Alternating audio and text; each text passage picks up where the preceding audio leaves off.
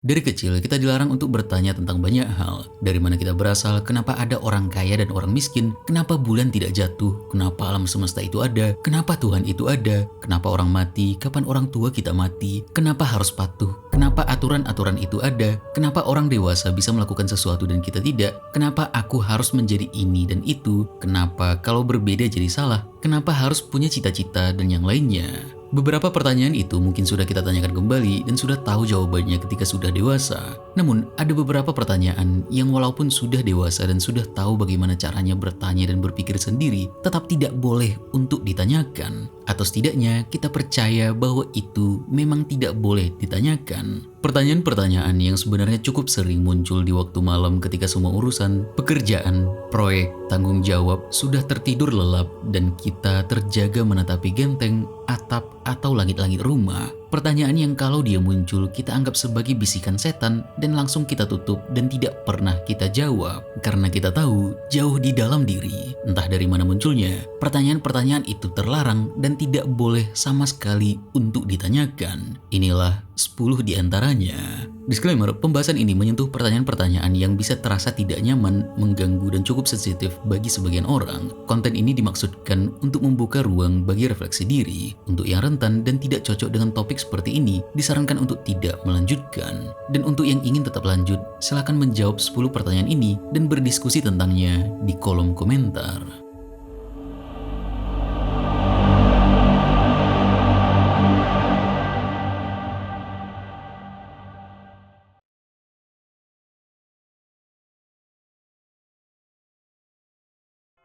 Yang pertama, jika kehidupan penuh penderitaan yang tidak memiliki tujuan, mengapa kita terus bertahan dan tidak mengakhirinya? Ada satu metafora yang cukup populer mengenai ini, di mana kehidupan dibayangkan seperti rumah yang terbakar dan yang kita lakukan adalah memilih antara dua, apakah tetap tinggal di dalamnya dan terbakar sampai gosong atau memilih untuk melompat dari jendela berharap untuk selamat dan terjatuh. Pertanyaan ini terasa ekstrim dan tidak nyaman untuk dipikirkan terlalu lama, karena dalam keseharian kita jarang benar-benar berhenti dan melihat hidup dari sudut pandang seperti ini. Kita hidup begitu saja, bangun, bekerja, berbicara, merencanakan, seolah-olah semua itu memiliki dasar yang jelas, seolah-olah memang sudah sewajarnya hidup untuk dijalani. Namun, jika kita berhenti sejenak dan mencoba melihatnya lebih dalam, ada kemungkinan lain yang mulai muncul, bahwa kehidupan tidak bergerak menuju suatu tujuan yang pasti, bahwa penderitaan bukan sekedar gangguan sementara yang nanti pasti hilang. Kadang iya memang, tapi pasti muncul kembali yang membuat penderitaan menjadi bagian yang terus hadir di dalam kehidupan itu sendiri. Keinginan yang tidak terpenuhi, rasa kehilangan, kecemasan, kebosanan, tekanan, semuanya berulang terus-menerus dalam kehidupan sehari-hari. Pandangan hidup penuh penderitaan tidak muncul begitu saja dan telah dirumuskan secara sistematis. Salah satunya oleh Arthur Schopenhauer. Schopenhauer melihat bahwa kehidupan digerakkan oleh kehendak, dorongan yang membuat kita untuk terus menginginkan sesuatu. Tetapi keinginan ini tidak pernah benar-benar selesai. Ketika tidak terpenuhi, kita menderita. Ketika terpenuhi, kita merasa bosan dan kosong,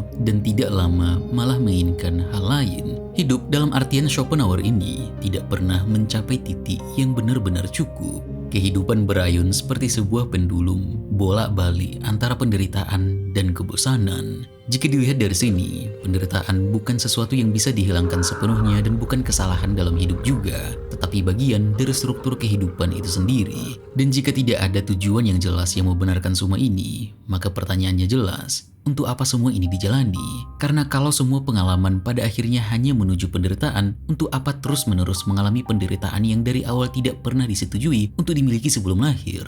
Albert Camus melihat dari pengalaman manusia itu sendiri. Dia melihat bahwa ada ketegangan antara manusia yang ingin memahami dunia, ingin menemukan makna, ingin tahu apa alasan dari kehidupannya, ingin tahu untuk apa semua ini. Tapi dunia alih-alih menjawab, malah diam dan tidak menjelaskan dirinya. Seolah-olah dunia memang dari awal tidak memiliki makna dari sananya. Dan ketegangan inilah yang dia sebut absurditas, ketidaksesuaian keinginan kita dengan diamnya dunia yang enggan menjawab. Dan masalahnya, yang diperjelas kamu dalam novel-novelnya, kita tetaplah hidup, tetap bangun setiap hari, tetap menyiram tanaman, mengelus kucing yang lewat, tetap merencanakan 5 tahun lagi mau melakukan apa, bahkan tetap berharap nanti pasti yang terbaik akan terjadi. Padahal jika kita mengikuti pertanyaan ini sampai ujungnya, alasan untuk melakukan semua itu tidak selalu jelas. Tidak ada jaminan bahwa semua ini menuju sesuatu yang benar-benar bermakna. Tidak ada kepastian bahwa penderitaan yang kita alami akan terbayar oleh sesuatu di akhir. Lalu, mengapa kita tetap bertahan? Apakah karena kita benar-benar memiliki alasan yang kuat, atau karena kita tidak pernah benar-benar menghadapi pertanyaan ini sampai selesai? Apakah kita bertahan karena ada sesuatu yang masih kita anggap berharga, meskipun tidak bisa kita jelaskan, atau justru karena ada dorongan yang bekerja lebih dalam dari sekedar pikiran kita, sesuatu yang membuat kita tetap hidup bahkan ketika kita tidak sepenuhnya yakin mengapa? Dan jika kita mencoba jujur, apakah kita benar-benar ingin menemukan jawabannya?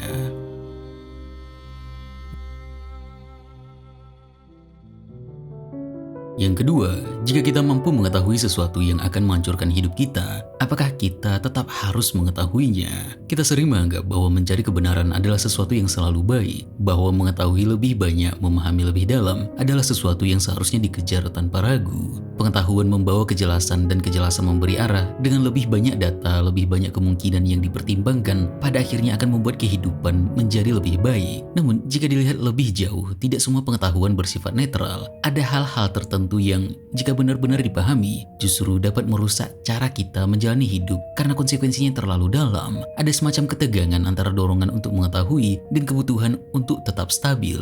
Itu alasan kenapa kita melihat banyak sekali percobaan otoritas dalam sejarah untuk menyembunyikan informasi baru yang ada, tidak peduli apakah dia benar atau tidak. Nietzsche melihat bahwa kita hidup dalam penafsiran, penyederhanaan, dan ilusi demi ilusi untuk membuat kehidupan tetap dapat dijalani. Karena cukup banyak kebenaran terlalu mengganggu dan tidak semua orang dapat tetap hidup dengan aman setelah mengetahuinya. Dan juga cukup banyak pembahasan dalam pemikirannya memiliki sifat keberbahayaan tersebut. Bagaimana? Bukankah hidup ini terlalu singkat untuk dibuat membosankan? Seseorang harus percaya pada hidup yang abadi untuk mampu menanggungnya selama itu. Dan bukankah mungkin bahwa hidup justru menjadi tertahankan hanya melalui tampilan, melalui sendi, melalui ilusi? Ide-ide mengenai nihilisme bisa membuat arah hidup goyah karena merasa kehidupan tidak memiliki alasan. Ide-ide mengenai determinasi diri yang menentukan bahwa diri itu dari awal memang sudah ditentukan dari sananya, baik dari biologi atau lingkungan, bisa membuat keberdayaan dan tanggung jawab seseorang itu runtuh. Pengetahuan mengenai keterbatasan kognitif kita sebagai manusia pun bisa menciptakan skeptisisme. Pengetahuan tentang kematian bisa membuat rasa ingin menyerah, dan masih banyak lagi. Jika ada sesuatu yang benar, tetapi mengetahui hal itu akan menghancurkan struktur makna yang selama ini membuat hidup terasa layak dijalani, apakah kita tetap harus mengetahuinya? Apakah kebenaran tetap harus dikejar, bahkan jika kebenaran bisa menghilangkan alasan untuk hidup? Atau justru ada batas di mana ketidaktahuan, atau setidaknya pembatasan pengetahuan menjadi sesuatu yang diperlukan? Dan jika kita mencoba jujur, apakah kita benar-benar ingin mengetahui segalanya? Atau kita hanya ingin mengetahui sejauh itu masih bisa kita tanggung? Yang ketiga, jika semua nilai adalah konstruksi, atas dasar apa kita menyebut sesuatu itu baik atau jahat? Kalau kita bertanya ke orang-orang secara random mengenai dari mana kebenaran itu muncul, jawaban yang selalu muncul adalah bahwa itu dari konstruksi sosial, bahwa apapun bentuk kebenaran itu, kitalah yang menentukan bahwa itu bersifat benar. Sebuah produk postmodernisme yang menentukan bahwa semua orang punya sudut pandang masing-masing dan yang benar adalah yang paling banyak dipercayai banyak orang.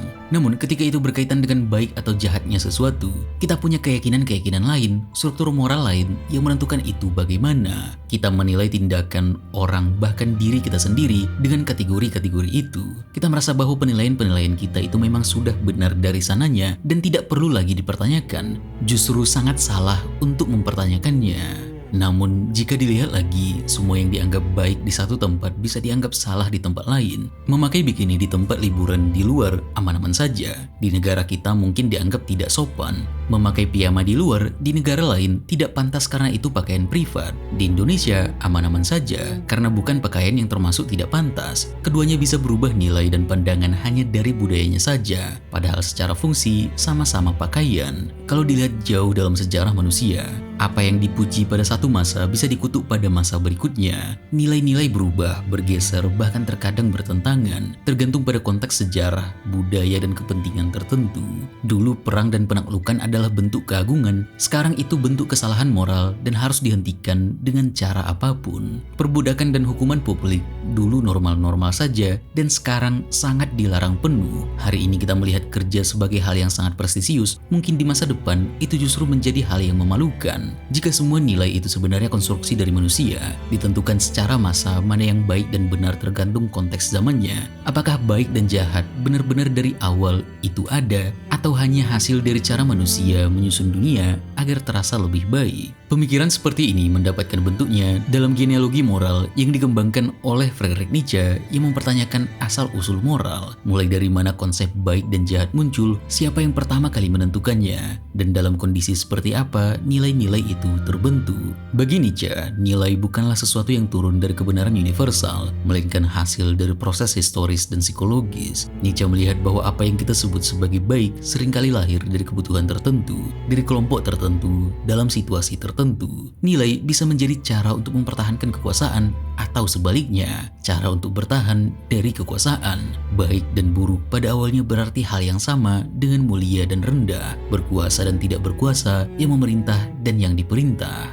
Dalam analisisnya, bahkan moralitas itu yang tampak paling mulia sekalipun bisa memiliki akar yang merupakan hasil dari penjinakan, penyesuaian, atau bahkan pembalikan nilai dari kondisi sebelumnya. Baik dan jahat jadinya adalah sesuatu yang terbentuk, bisa berubah, dan bisa dipertanyakan kembali. Jika semua nilai adalah konstruksi, atas dasar apa kita masih berani menyebut sesuatu itu baik atau jahat? Apakah kita benar-benar menilai atau hanya mengulang nilai yang telah kita terima sejak awal? Ketika kita mengatakan bahwa sesuatu itu salah, apakah karena kita melihatnya sebagai salah atau karena kita telah diajarkan untuk melihatnya seperti itu? Jika kebenaran bisa dibentuk dan dijaga oleh kekuasaan atau respon terhadap kekuasaan, sejauh mana apa yang kita yakini benar-benar merupakan hasil dari pencarian kita sendiri? Apakah kita benar-benar percaya pada sesuatu karena sesuatu itu benar atau karena sesuatu itu telah ditetapkan sebagai benar dalam lingkungan kita? Dan jika kita berada di dalam sistem yang sama, bagaimana kita bisa membedakan antara yang benar dan salah, baik dan buruk?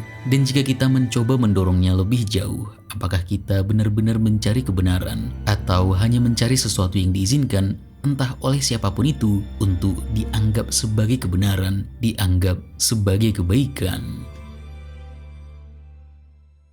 Yang keempat, jika makna hidup diciptakan manusia, apa yang tersisa ketika kita berhenti menciptakannya? Kita sering hidup seolah-olah makna sudah ada, seolah-olah hidup ini memang memiliki arah tertentu dan kita hanya perlu menemukannya. Kita bekerja, membangun sesuatu, menjaga relasi, mengejar tujuan dengan asumsi bahwa semua itu berarti sesuatu atau setidaknya menuju sesuatu. Namun kita pun sadar bahwa beberapa makna dan tujuan hidup tidak pernah ada melekat pada kehidupan itu sendiri sejak awal. Yang kita sebut makna cuma hasil dari cara kita menafsirkan dan menyusun pengalaman diri sendiri saja. Kita mencari cita-cita, mencari jurusan yang cocok dengan diri, menentukan bahwa yang bernilai bagi kehidupan kita adalah yang satu dan bukan yang lain itu, munculnya cuma dari pengalaman dan bukan dari kehidupan itu sendiri. Kita paham betul bahwa apapun yang kita lakukan dalam kehidupan, tujuannya itu kita bentuk sendiri atau dibantu oleh keluarga, lingkungan, teman-teman, atau orang-orang di sekitar. Tidak pernah terjadi rumput yang bergoyang di pagi hari mengatakan kepada diri untuk menjelaskan bahwa kita di alam semesta ini adalah untuk sesuatu yang mulia dan kita harus mengejarnya. Namun pertanyaannya kali ini adalah, apa yang terjadi jika berhenti menciptakan makna? Apalagi yang tersisa yang bisa kita pahami? Aktivitas, rutinitas, kesibukan, atau apapun itu selalu ada. Dunia dan seisinya akan terus berjalan, tetapi makna, arti, sesuatu yang kita yakini membuat semuanya itu berarti, tiba-tiba tidak menyertainya lagi. Segalanya terasa datar, tidak berbobot, tidak terarah, dan kosong. Bukan dalam arti kita memilih untuk tidak menciptakan makna-makna ini lagi, tetapi karena kemampuan untuk melakukannya sudah lemah, hilang, dan terasa melelahkan. Ketika kita tidak lagi melihat alasan untuk bertindak, tidak lagi merasa bahwa apapun memiliki arti yang cukup untuk dikejar, kondisi di mana kita merasa hilangnya arah, menurunnya dorongan, bahkan keengganan untuk melakukan hal yang sebelumnya terasa penting. Viktor Frankl dalam tulisannya menyebut ini sebagai existential vacuum, kekosongan eksistensial, di mana manusia kehilangan objek dalam dorongan dari dalam dirinya untuk terus-menerus mencari arti dan makna dari semuanya yang terjadi karena ketidakmampuan dalam melihat atau merasakan kembali makna tersebut. Dia menjelaskan bahwa yang terjadi adalah hidup dalam perasaan kosong, tidak terarah, dan tidak ada alasan kuat untuk melakukan apapun, sebuah kebosanan eksistensial. Kekosongan eksistensial terutama muncul dalam bentuk kebosanan.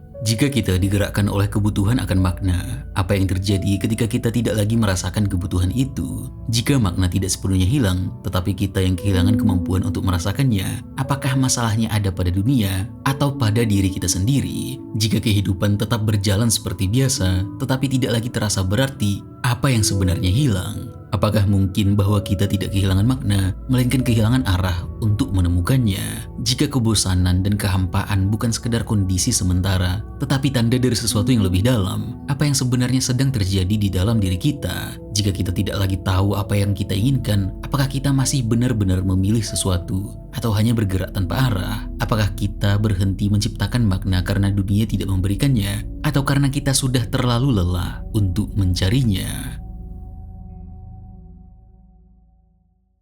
Yang kelima, jika kita selalu sendirian di dalam otak kita, apakah kita benar-benar berinteraksi dengan orang lain? Dalam kehidupan sehari-hari, kita tidak pernah merasa sendirian seperti itu. Dunia terasa penuh, ada orang lain, percakapan, relasi, konflik, kehangatan. Kita berbicara dan dijawab, kita bertanya dan diberi respons. Semua itu memberi kesan bahwa kita benar-benar berada di antara orang lain, bukan di dalam diri sendiri.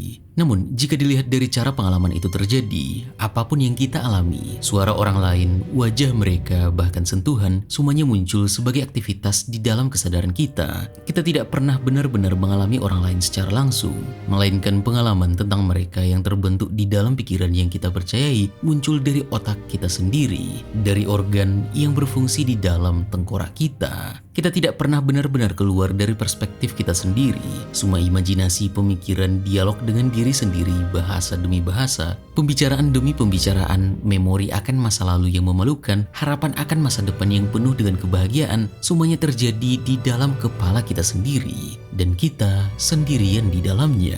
Tidak ada orang lain sama sekali. Lihat tanganmu sekarang dan rasakan bagaimana kesepiannya dirimu dalam merasakan tanganmu sendiri. René Descartes setelah meragukan segalanya sampai pada kesimpulan bahwa indera bisa menipu, dunia luar adalah ilusi, dan bahkan tubuh sendiri bisa disalahpahami. Yang benar-benar kita rasakan secara nyata hanyalah pikiran kita sendiri, yang membuat kemungkinan semua selain pikiran hanyalah ilusi. Namun juga membuka kemungkinan bahwa yang nyata, pikiran kita sendiri, sendirian dari awal dan kesepian. Segala sesuatu yang selama ini aku anggap paling benar, aku terima dari atau melalui indera. Namun aku mendapati bahwa indera itu terkadang menipu. Kita tidak pernah mengakses pikiran orang lain dari dalam. Kita hanya membaca ekspresi, menafsirkan kata-kata, dan dari situ membangun keyakinan bahwa ada kesadaran lain di luar sana yang mirip dengan kita. Tetapi keyakinan itu tidak pernah bisa dipastikan secara langsung. Kita percaya bahwa orang lain benar-benar ada karena mereka terasa konsisten dalam interaksi kita dengan mereka, karena mereka merespons, karena mereka tampak memiliki dunia batin. Namun semua itu tetap kita alami dari dalam diri kita sendiri. Tidak ada momen di mana kita benar-benar menembus batas itu dan mengalami mereka sebagaimana mereka mengalami diri mereka sendiri. Jika kita selalu sendirian di dalam kesadaran kita sendiri, apakah yang kita sebut sebagai interaksi hanya proses di mana kita merespons rangsangan dan membangun makna dari dalam diri kita sendiri? Ketika kita merasa dipahami, apakah kita hanya merasa bahwa respons orang lain sesuai dengan cara kita menafsirkan mereka? Ketika kita merasa dekat dengan seseorang, apakah itu benar-benar terjadi atau hanya fantasi?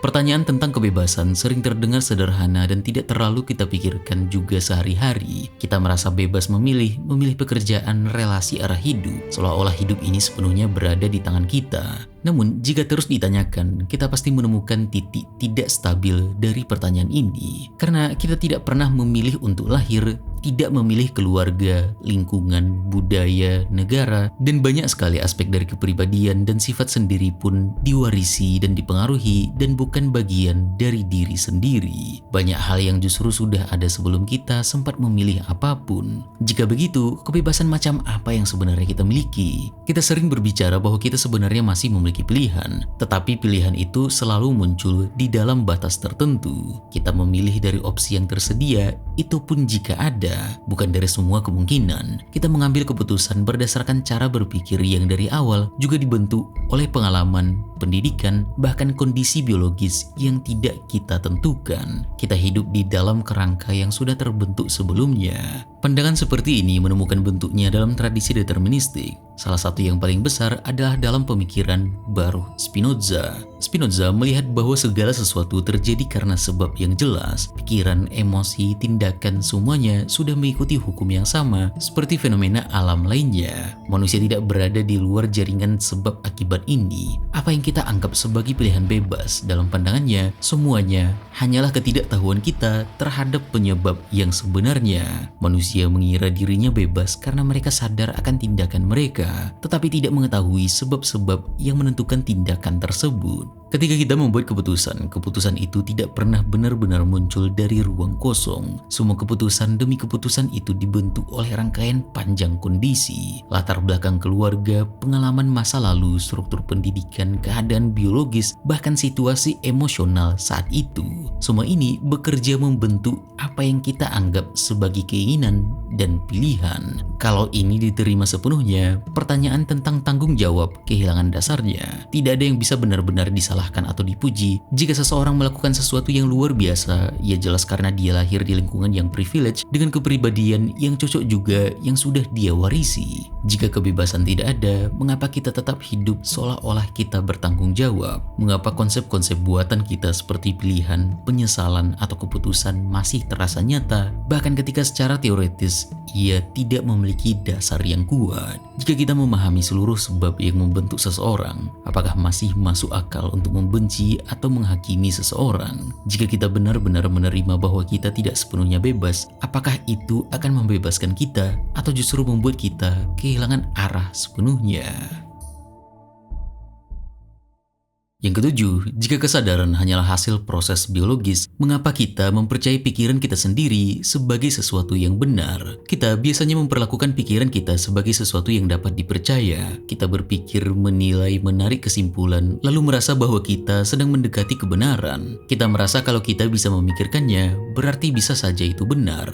Bahkan ketika kita ragu, keraguan itu sendiri tetap terjadi di dalam kerangka yang sama. Kita masih mengandalkan pikiran untuk menilai pikiran. Namun ada kemungkinan bahwa kesadaran dan segala proses berpikir di dalamnya tidak pernah dirancang untuk mencari kebenaran, tapi proses evolusi panjang yang dirancang untuk bertahan hidup. Pikiran kita berkembang semata-mata untuk membantu organisme kita bertahan, bukan untuk mengetahui bagaimana dunia sebagaimana adanya. Persepsi, intuisi, bahkan cara kita menyusun logika mungkin lebih diarahkan pada apa yang berguna daripada apa yang benar. Apa yang terasa benar bisa saja hanya apa yang membantu kita hidup lebih lama atau berfungsi lebih efektif di lingkungan kita.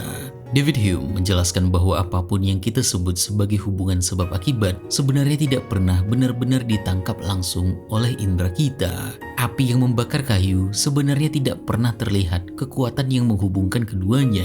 Yang kita lihat dan rasakan dengan indera adalah api terbakar dan kayu menghitam. Dua kejadian berbeda yang terjadi berurutan, dan kita memikirkan bahwa satu menyebabkan yang lain, sebuah kebiasaan. Kebiasaan dengan demikian adalah penuntun utama kehidupan manusia. Hanya melalui prinsip inilah pengalaman menjadi berguna bagi kita dan membuat kita mengharapkan bahwa di masa depan akan terjadi rangkaian peristiwa yang serupa dengan yang telah muncul di masa lalu. Dalam diskursus modern, neuroscience dan filsafat pikiran memperdalam kemungkinan ini. Yang kita pikirkan sekarang dipahami justru sebagai proses fisik di dalam otak. Terjadi interaksi neuron, sinyal listrik, dan reaksi kimia yang menjadi alasan bagaimana pikiran bekerja. Yang dalam pemikiran ini, pikiran hanyalah bagian dari sistem biologis manusia.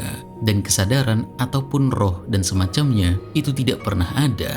Jika pikiran kita adalah produk dari proses yang tidak bertujuan mencari kebenaran, atas dasar apa kita mempercayainya ketika ia mengatakan sesuatu itu benar? Ketika kita merasa yakin, apakah keyakinan itu menunjukkan kebenaran atau hanya menunjukkan sistem biologis kita bekerja sesuai dengan fungsinya?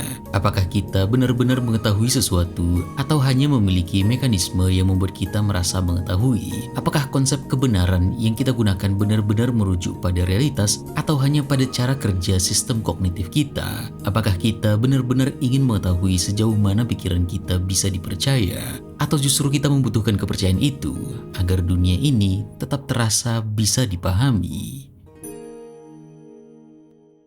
Yang kedelapan, jika manusia membutuhkan ilusi untuk tetap waras, apakah mencari kebenaran justru bentuk kehancuran? Kita sering menganggap bahwa menjadi waras berarti melihat dunia sebagaimana adanya.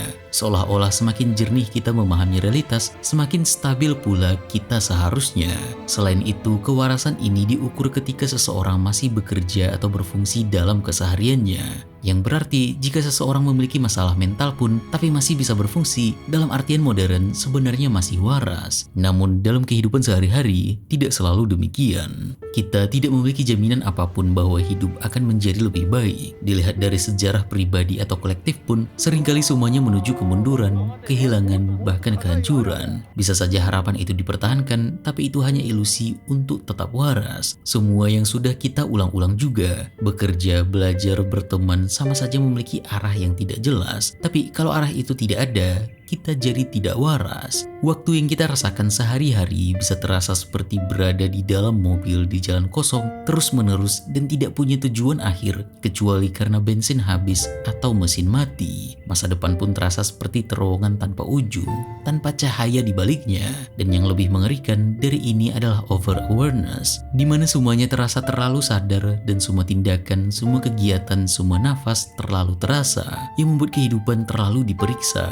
dan membuat semuanya seolah-olah perlu dipertanggungjawabkan secara penuh seperti menulis neraca. Karena itu, kita butuh ilusi. Manusia adalah satu-satunya hewan yang tahu bahwa ia harus mati. Tragedi suatu spesies menjadi tidak layak untuk hidup karena terlalu berkembangnya satu kemampuan tidak hanya terjadi pada manusia, tetapi pada manusia hal ini mencapai tingkat yang sangat jauh. Ia melihat dirinya dalam kosmos dan hal ini menciptakan konflik yang tragis. Stabilitas yang selama ini kita pegang tidak pernah benar-benar benar, tidak pernah benar-benar jelas. Semuanya kita jaga hanya untuk tetap waras dan membuat kita bertanya, apakah kita benar-benar ingin melihat segala sesuatu tanpa perlindungan apapun? Atau justru kita secara diam-diam memilih untuk tidak melihat terlalu jauh karena kita tahu konsekuensinya?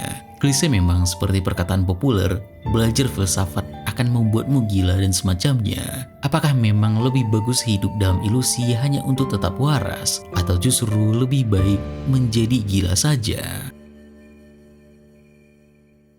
Nomor 9. Jika diri tidak pernah tetap dan selalu berubah, siapa yang sebenarnya mengalami kehidupan ini dan siapa yang akan mati? Kita punya nama, punya ingatan, punya hubungan, punya KTP, akta kelahiran, dan semua hal yang menunjukkan bahwa kita memiliki identitas. Ada aku di dalam daging dan tulang kita, dan percaya bahwa si aku ini sama dengan kemarin dan bertahun-tahun yang lalu. Begitu juga untuk nanti sampai masa depan dan pada akhirnya ketika mati. Namun, sedikit melihat bisa membuat kita sadar bahwa pikiran kita berubah, nilai kita berubah, keinginan kita berubah. Apa yang kita inginkan tahun lalu tidak sama dengan hari ini, apa yang kita cintai kemarin tidak sama dengan hari ini, bahkan cara kita melihat diri sendiri bisa berbeda jauh dari waktu ke waktu. Kita bahkan menjelaskan diri di masa lalu itu, aku yang dulu, yang terasa seperti orang lain. Kita tidak selalu merasa menjadi dia, sebenarnya siapa yang tetap di sini? Dan kalau ada identitas, itu yang mana? Di titik mana kita menyebut diri kita sebagai diri kita? Dalam biologi, sebagian besar sel tubuh terus mengalami regenerasi. Sel kulit berganti dalam hitungan minggu, sel darah dalam hitungan bulan,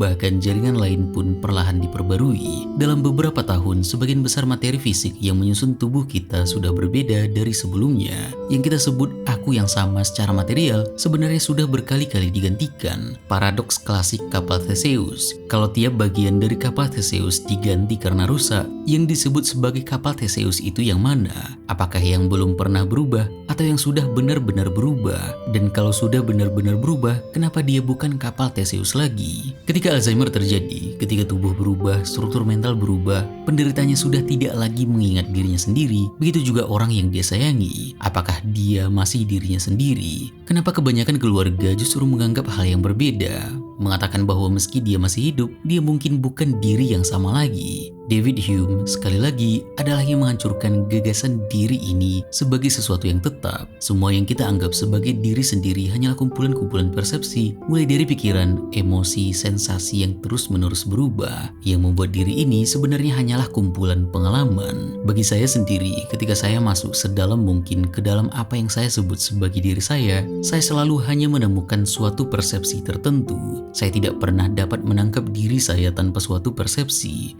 dan tidak pernah mengamati apapun selain persepsi itu sendiri. Jika semua ini dipertimbangkan, maka seperti sebelumnya, pertanyaannya adalah, jika tidak ada diri yang benar-benar tetap, siapa yang sebenarnya mengalami kehidupan ini? Ketika kita merasakan sesuatu, bahagia, sedih, takut, apakah itu benar-benar satu aku yang sama dari waktu ke waktu?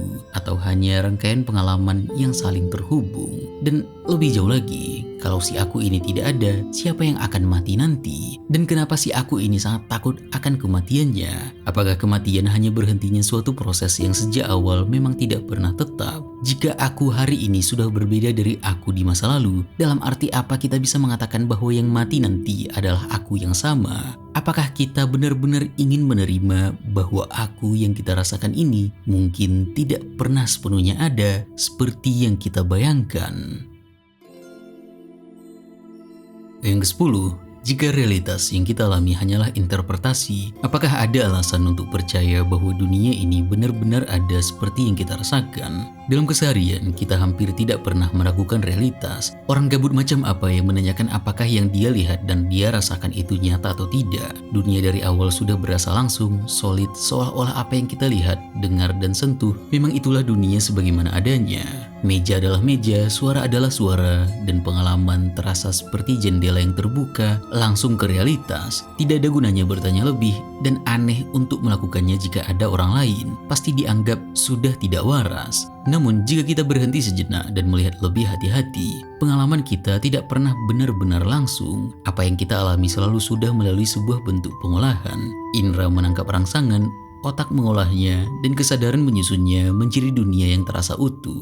Yang kita hadapi secara keseluruhan adalah hasil dari cara kita mengorganisasi pengalaman itu. Immanuel Kant melihat bahwa yang kita alami selama ini dan juga nantinya bukanlah dunia sebagaimana adanya, tapi dunia sebagaimana tampaknya bagi kita. Inilah yang dia sebut sebagai fenomena, dan dunia yang tidak bisa dicapai adalah noumena. Dunia yang kita kenal selalu sudah dibentuk oleh struktur kognitif, oleh cara pikiran kita mengatur ruang, waktu, dan hubungan sebab akibat. Artinya, apa yang kita sebut sebagai realitas selalu merupakan hasil pertemuan antara sesuatu di luar kita dan cara kita memprosesnya.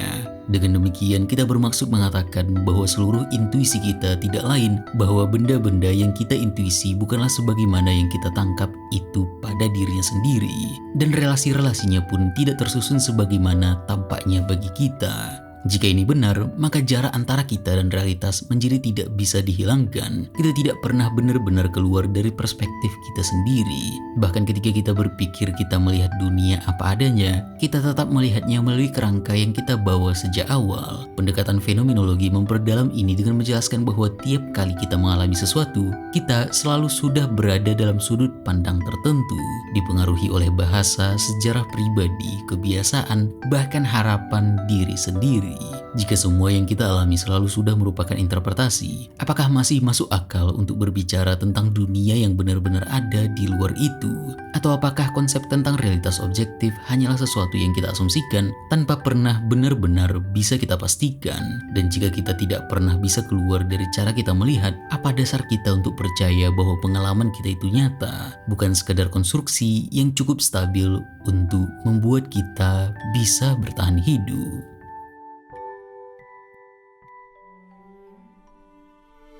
Semua pertanyaan ini bisa saja kita abaikan, tutup video ini, kembali ke rutinitas, dan semuanya tetap berjalan seperti biasa. Tidak ada yang benar-benar berubah. Tapi kalau ingin untuk dijawab, pertanyaannya mungkin bisa saja diperbagus dari para akademisi, dari membaca buku demi buku, tapi jawaban sebenarnya tetaplah dari diri sendiri. Jadi, sekarang jawab, jika hidup ini penuh penderitaan, mengapa tetap bertahan? Jika ada kebenaran yang bisa menghancurkan, apakah ingin mengetahuinya? Jika semua nilai adalah konstruksi, atas dasar apa menilai sesuatu itu benar atau salah? Jika makna diciptakan, apa yang tersisa ketika kita berhenti menciptakannya?